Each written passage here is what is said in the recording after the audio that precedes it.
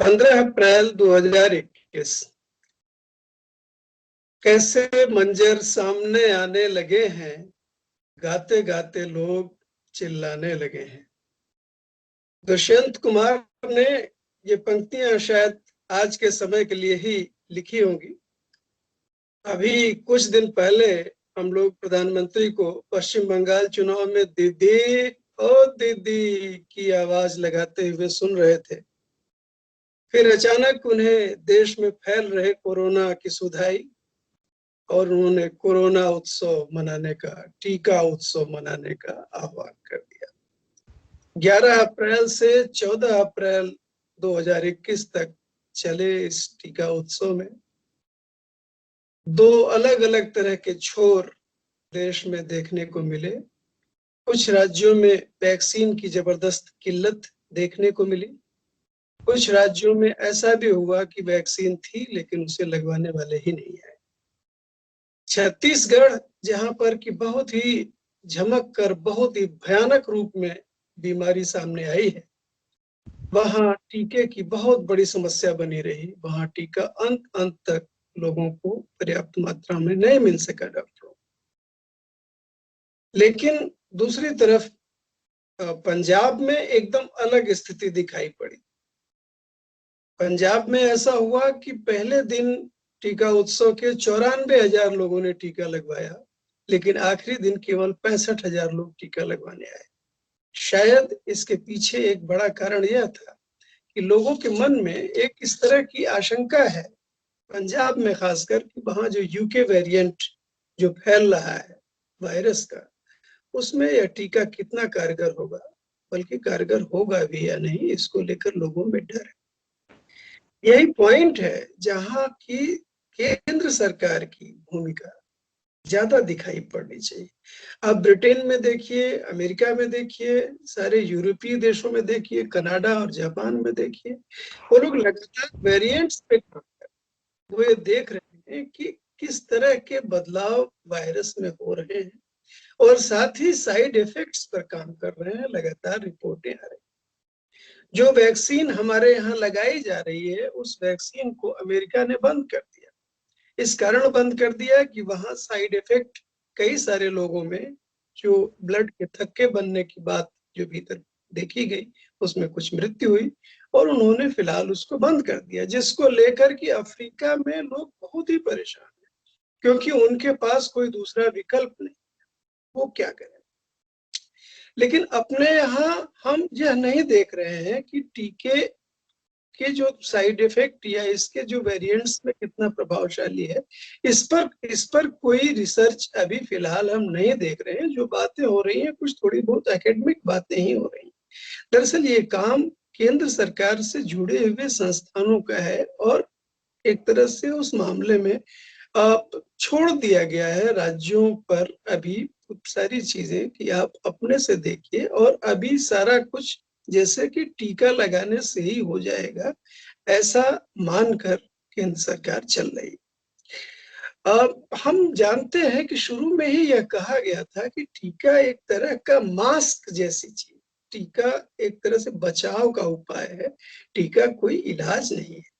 जिस दौर में अभी फिलहाल बीमारी चल रही है, वो दूसरी चिंताएं ज्यादा बढ़ी। आप ये सोचिए, 1 मार्च 2021 को देश में 12,000 के आसपास कुल संक्रमण डेली आ रहे थे और मात्र 45 दिन के अंदर 14 अप्रैल 2021 को ये संख्या 2 लाख से ज्यादा हो गई।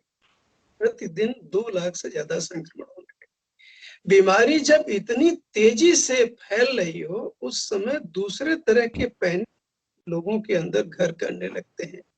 हम और टीके से कर लेंगे, इस चक्कर में बहुत सारे लोग लाइन में लगे जाके जांच और टीके की और वहां से कोरोना लेकर आए, इसलिए कि वहां जो सुविधाएं जो होनी चाहिए, जो सुरक्षा उपाय होने चाहिए, वो टीका के केंद्रों पर भी और जांच के केंद्रों पर भी वो सिरे से नदारत।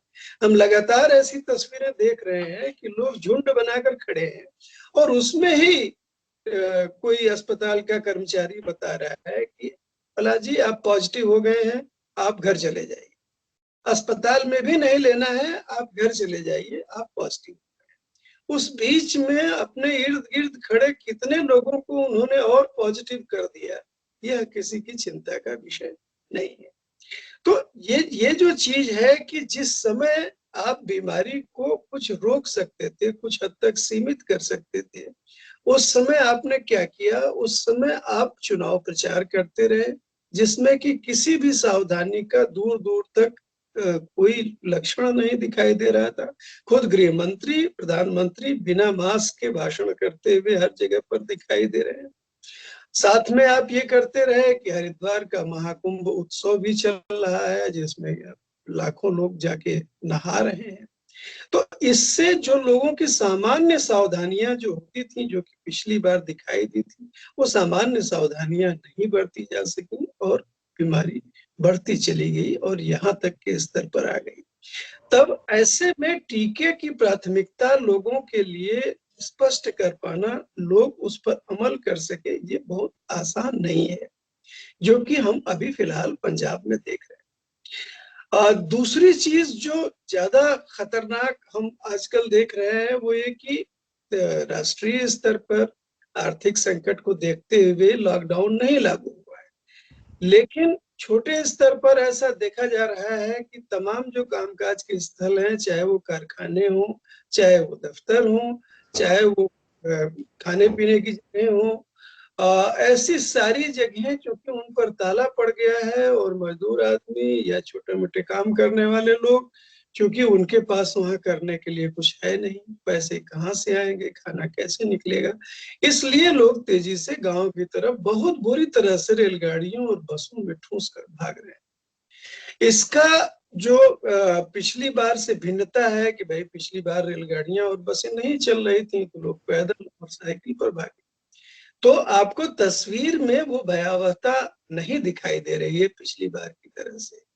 लेकिन भाई साहब, वायरस की तस्वीर नहीं खींची जा सकती है। ये सारे लोग जो ठूस कर जा रहे हैं, जो इतनी भयानक स्थिति में सारे महानगरों में संक्रमण फैला हुआ है, अपने साथ ये वायरस लेकर गांवों में जा रहे हैं, अपने साथ बीमारी लेकर गांव में जा रहे हैं। ये पिछली बार से कहीं ज्यादा खतरनाक स्थिति इस बार इस मामले में आएगी। सरकार को इस पर अभी से ध्यान देना चाहिए। पिछली बार 200-400 केस आ रहे थे, जबकि लोग अचानक लॉकडाउन से लोग भागकर गांव में गए थे। इस बार उन्हीं जगहों पर जहां पर कि 100-200 केस आ रहे थे, उन्हीं जगहों पर 20,000, 25,000, 18,000 ऐसे केस आ रहे हैं।